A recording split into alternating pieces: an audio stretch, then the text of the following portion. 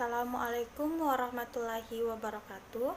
Sebelumnya perkenalkan, nama saya Ramadana dengan NIM 19143092 dari Program Studi Pendidikan Biologi Angkatan 2019, dan sekarang sudah semester 5.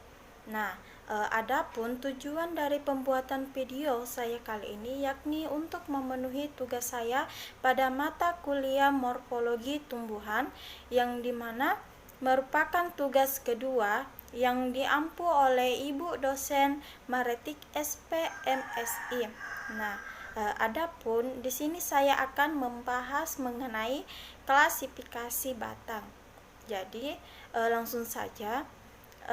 Berdasarkan klasifikasi batang, di sini klasifikasi batang itu dapat terbagi menjadi 4 bagian, yang diantaranya itu yang pertama, batang berdasarkan strukturnya, yang kedua berdasarkan bentuk penampang melintang, yang ketiga berdasarkan bentuk permukaan, yang terakhir itu berdasarkan arah tumbuhnya.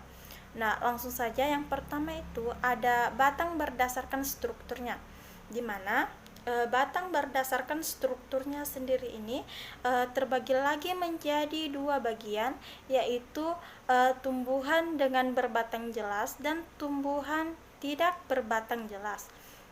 Nah, di sini saya mengambil contoh pada tumbuhan berbatang jelas. Contohnya itu pada tanaman kangkung, di mana batang pada tanaman kangkung ini memiliki permukaan bulat dan berlubang, berbuku-buku serta mengandung air atau herbaceous, dan di mana dari buku-bukunya tersebut sangat mudah keluar akar dan memiliki warna batang hijau pekat. Di mana bisa juga kita lihat pada gambar di samping, di mana di antara batang dan daun itu memiliki jarak yang lumayan jauh. Nah, yang kedua itu ada batang berdasarkan bentuk penampang melintang. Batang berdasarkan batang berbentuk melintang ini dapat dibedakan menjadi 3, yaitu bulat, pipih, dan persegi. Dari ketiga bentuk batang penampang melintang ini, di sini saya mengambil bentuk batang penampang bulat. Contohnya itu pada pohon pinang.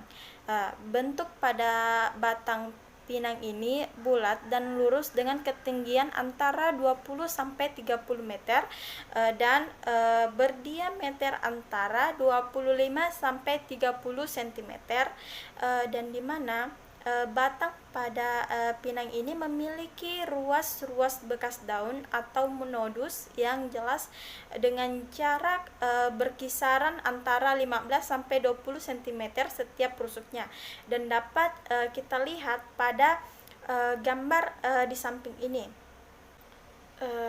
Dan yang ketiga itu ada batang berdasarkan bentuk permukaannya.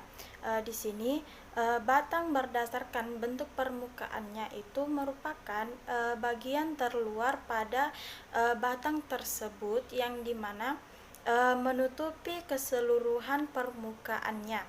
Dan di sini untuk contohnya sendiri saya mengambil tanaman kelapa, atau dengan bahasa latinnya Cocos nucifera. Nah, di mana pohon kelapa ini merupakan tanaman asli daerah tropis, sehingga tanaman ini sangat mudah untuk dijumpai.